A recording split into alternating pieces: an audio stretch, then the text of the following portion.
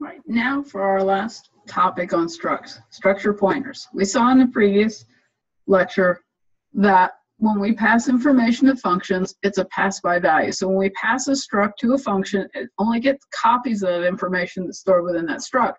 And when it makes changes in that function, it can't affect any areas outside of memory. But we're now going to need to start passing pointers to structs in order to make those changes to the structures in other areas of memory. Right? So it's going to be very similar to when you made a pointer to an int or a pointer to a char. Right, we're going to use the asterisk when declaring the pointer variable name. So let's assume then that we have created this struct student, so this must have been made with a tag named student, struct student, and the identifier named student1. Well, to make a pointer then to the same type, so the data type is struct student, right? Struct student asterisk s pointer, right? That's a pointer to something of type struct student. And then we assign to s pointer the address of student1. And now with s pointer, in order to use the indirection operator with the individual fields, in order to access the individual fields, we're not going to use the asterisk. You're going to use the hyphen followed by a greater than sign, which looks a lot like an arrow, right? So if I want to get to the ID field with a pointer, I say s pointer, right? I'll call it arrow ID. So this points to ID and assign that 1, 2, 3.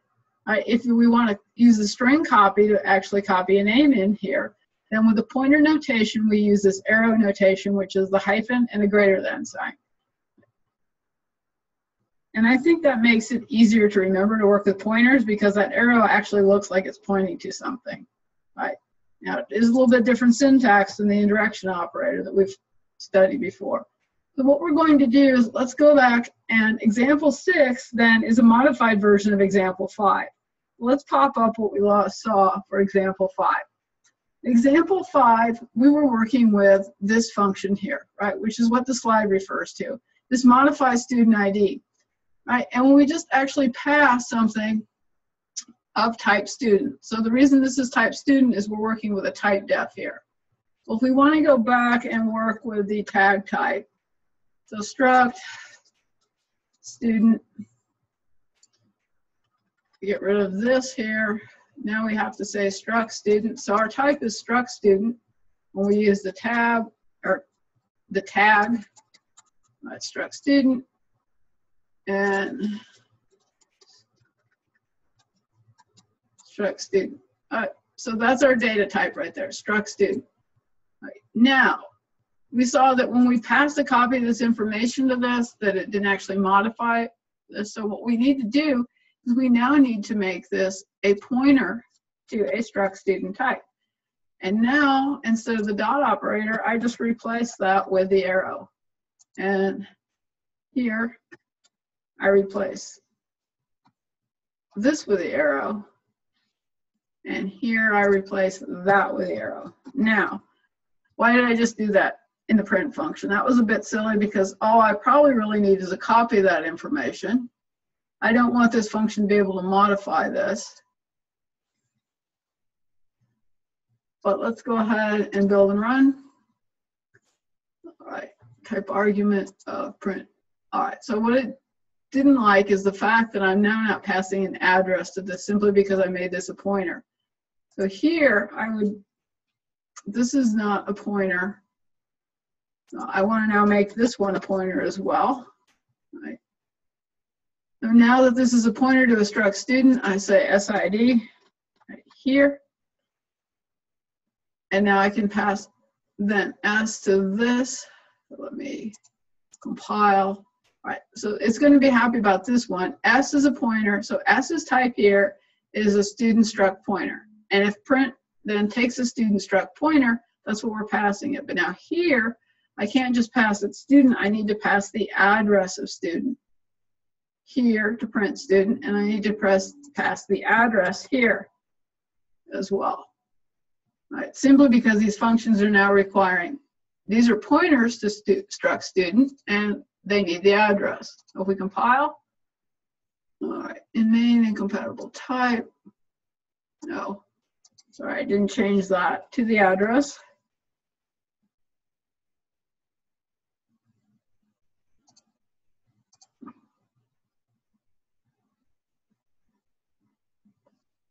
My system is slow today, but we see then, we still printed out the same original information, ID 101, student name Eric Cartman, GPA, and then what modify student ID did was we saw here inside the function modify student ID, it changed.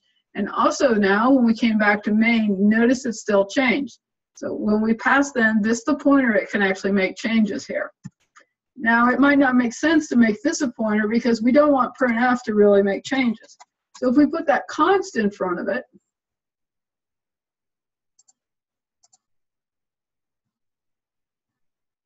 all right, we still get the same behavior, right? Remember, const in front of a pointer says it makes these fields read-only. So this then function couldn't accidentally overwrite this, right? If in here, if I were to try to then actually accidentally say s.gpa, let me just assign something to a GPA. Oh, that'd be an awful GPA. Let's give them a much better one. Right. If I compile now, I should get an error. Right. I get an error saying that this member GPA is, well, actually it says it's something not in the structure union because I use the dot operator. Sorry, wrong notation, pointer notation. Needs to be the arrow. And now I get this because assignment of member is read-only object. So if you're using pointers, if you want to make the information read-only, we put the const in front of this, and then the compiler warns us when we accidentally try to overwrite something in a read-only function, right? So the pointers weren't really all that bad, right? We changed them, struct student. This is a pointer to a type struct student in order to access those fields. All we needed was this nice little pointer notation here. That's all we need to do, which I think is usually more clear to students, right, and everyone than the indirection operator, right? And that works with the tag, right? So there's example 6 and 7. One works with the tag, the other one works with a Typedef. So let's just modify this to work with a Typedef here. This is no longer, and we've just been modifying example 5 to match 6 and 7. All right, and now, right, since we don't need the keyword struct, once we use the Typedef, remember struct goes away, and struct goes away here. And I forgot to put the name student, wouldn't like that. So now we have a type definition of student, so we took away the struct modifier in front of all these others. We compile, right, no errors. We build and run. We get the very same behavior, right? Right. And now you've had an example showing you how to use the pointers, right? How to make a pointer to whether you have the struct with the tag or the Typedef struct.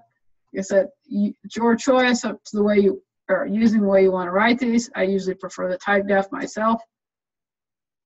All right. And so we saw that struct is a function parameter.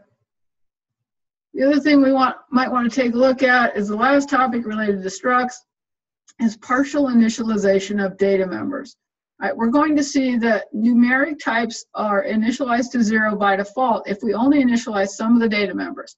String types will be initialized to the empty string by default. So let's just take a look then at example 7. 6 was your pointer example.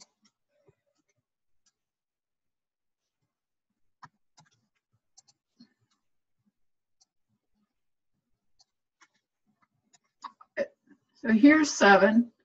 All right, here's what 7's doing. Partial initialization of student information. So right here, notice I'm using Typedef struct. Our data type is student. So we're creating an identifier, right? Name student1. Its data type is student. And we're just going to initialize the name. And then we're going to see that when we print this information out, that the other variables will be initialized to zeros.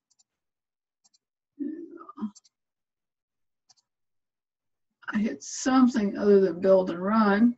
Oh, here we go. Oh. Right. So we got the name Eric Cartman, ID and GPA were initialized to zeros. That comes in handy. Right, so partial initialization, we only initialize one of the fields The other numeric fields then were initialized to 0. And let's take a look at example 8, which is going to then show us that the string will be a null or an empty string.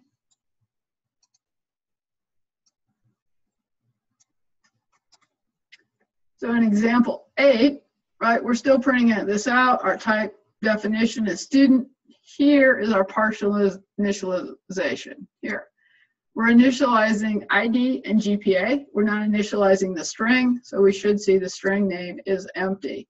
And if we go ahead and print out the string length, that's what I'm going to do here, because printing an empty string won't show me anything. We'll just print out the string length.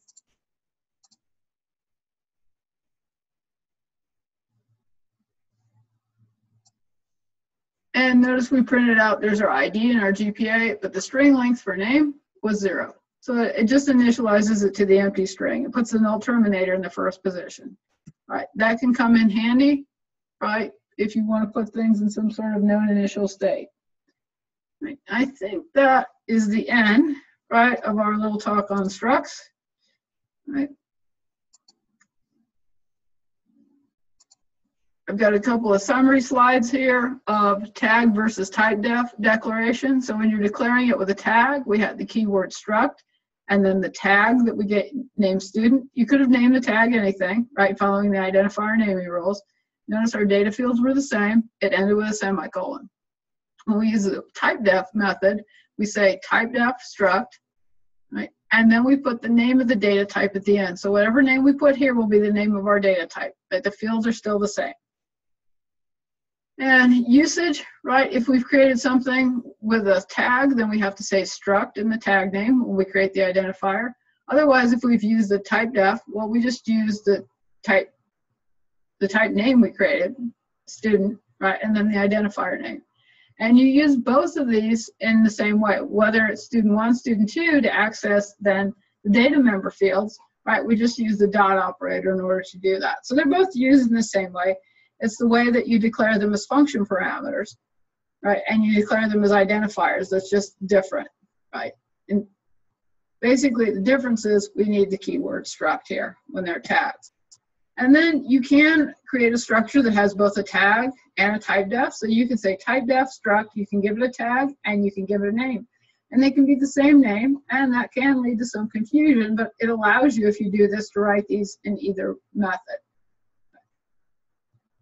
And so, like I said, for purposes of our homework and our tests, I'd probably just learn how to do the typedef. It'll be easier on you.